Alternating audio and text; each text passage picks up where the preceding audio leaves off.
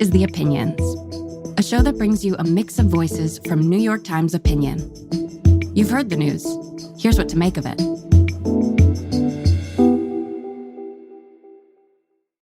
My name is Gessen. I'm an opinion columnist at the New York Times and a distinguished professor at the Craig Newmark School of Journalism at the City University of New York. I write about politics. I specialize in Russia and autocracy and LGBT rights.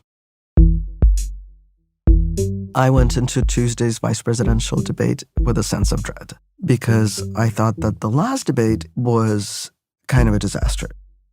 And by disaster, I don't mean that Kamala Harris didn't hold her own against Donald Trump or that Donald Trump scored any points in the debate, but that the fact of the debate itself and the format of the debate, which placed these two candidates on a sort of level footing, treated them both as normal politicians, and treated the things they said as normal political statements. And so while there were some, I would say, half-hearted attempts at fact-checking Donald Trump, basically it turned into he said, where on the one side you had a lie, and on the other side you had facts. So, for example, the way that the moderators of the presidential debate handled the Springfield, Ohio slander. They're eating the dogs, the people that came in. They're eating the cats. And the moderator said, well, we called the city manager, and the city manager said they aren't. I'm not taking this from but television. But the people I'm on taking television it from the city saying manager. their dog was eaten by the people that went there. Again, the Springfield city manager says there's no evidence of that. When you place lies and facts on an even footing, it basically creates a political sphere in which there's no fact-based reality. That's a pre-totalitarian condition. You can't have politics if you don't have a shared reality and if you don't place an absolute value on the truth. I think that normalization degrades our political life. It degrades our understanding of politics. Basically, what was a kind of failure of the presidential debate, which is that they tried to counter Trump's lies in some way, but couldn't handle all of them in the vice presidential debate. This was by design.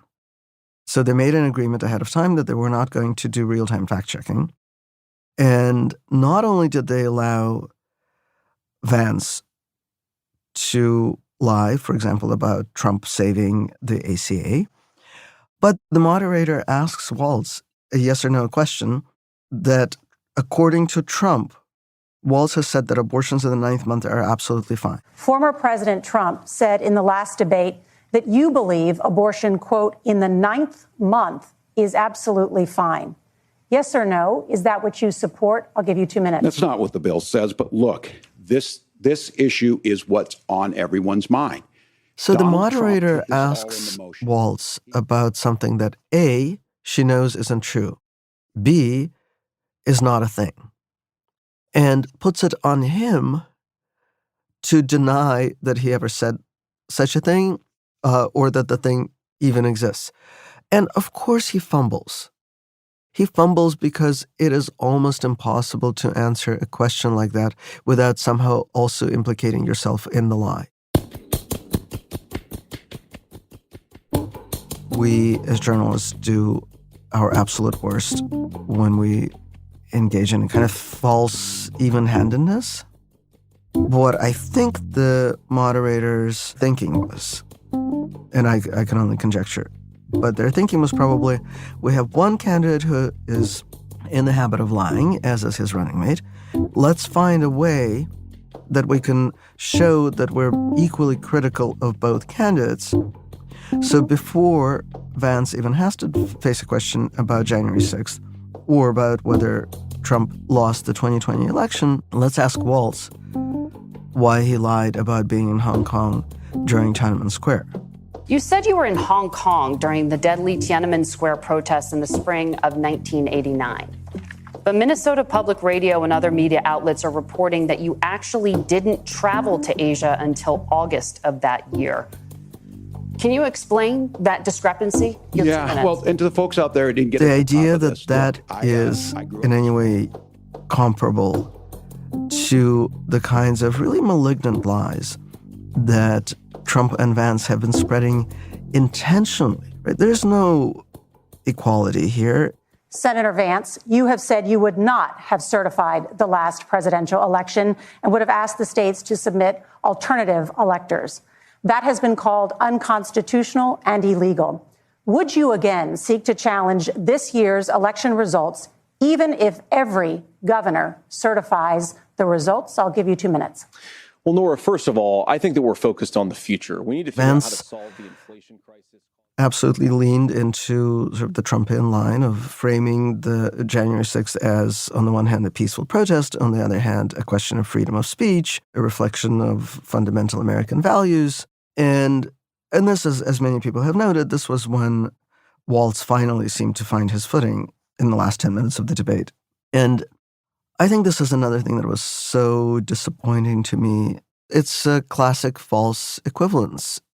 Walz talking about his time in Hong Kong and possibly fibbing, possibly misremembering, but it's a minor thing in his background versus Vance's out-and-out lies about an actual insurrection, an actual violent attack on our institutions of state. To put them on the same level is absurd. It's easy for me to sit here and say, the debate is bad and the moderators are bad and the format is bad and everything is bad, which it is. But also, there's a predicament that we're in. And the predicament is that we do have an election coming up in which one of the candidates is a liar and an aspiring autocrat, and the other is not those things. And voters, at least some voters, are genuinely choosing between them. And that is already damaging to our politics. And as journalists, we can't not cover this reality. So the question is, how do we cover this reality in a way that doesn't amplify the damage, that doesn't exacerbate the damage, but that reduces the damage? Right? So I think we need a harm reduction philosophy of covering Trump and his party and the election. And those are some things to consider. One is to cut his or Vance's mic when they start lying. And I know this is a hugely controversial idea, and it's hugely controversial because it will enable them to scream censorship. But there needs to be a philosophy of journalism that is oriented toward the public good. And so, when I talk to my students about it, I always say, well, imagine that information is water, and some of the water is poisoned. And if you are tasked with conveying the water to the public, it would be a crime for you to convey poisoned water.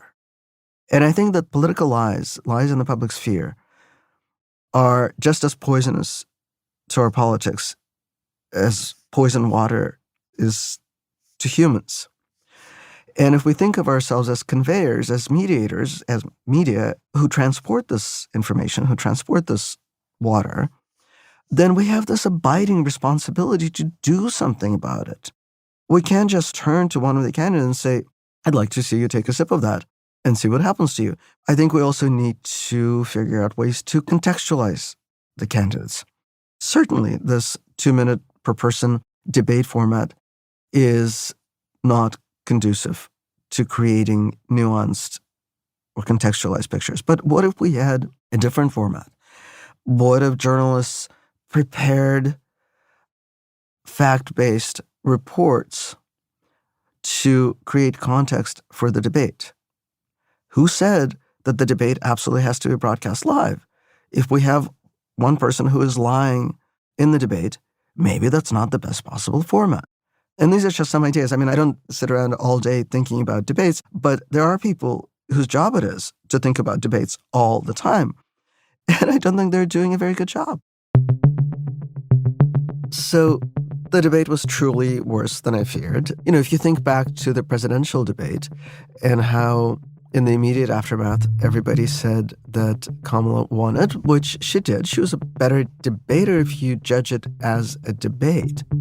But if you judge it in terms of its influence and think about who dominated the news cycle afterward, well, it was clearly Donald Trump and his lies and Vance's lies about Springfield, Ohio. And I fear that we're going to see even more of that now because Vance got his message out. And it's going to be Vance normalized, Vance validated, Vance quoted, Vance clipped, and we have another MAGA news cycle.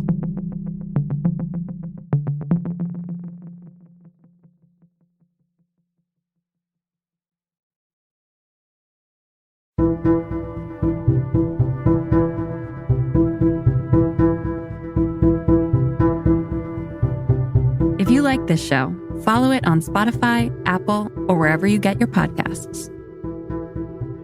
This show is produced by Derek Arthur, Sophia Alvarez-Boyd, Vishaka Durba, Phoebe Lett, Christina Samuelewski, and Jillian Weinberger. It's edited by Kari Pitkin, Allison Bruzek, and Annie Rose Strasser. Engineering, mixing, and original music by Isaac Jones, Sonia Herrero, Pat McCusker, Carol Saburo, and Afim Shapiro. Additional music by Amin Sahota. The fact-check team is Kate Sinclair, Mary Marge Locker, and Michelle Harris. Audience strategy by Shannon Busta, Christina Samuelewski, and Adrian Rivera. The executive producer of Times Opinion Audio is Annie Rose Strasser.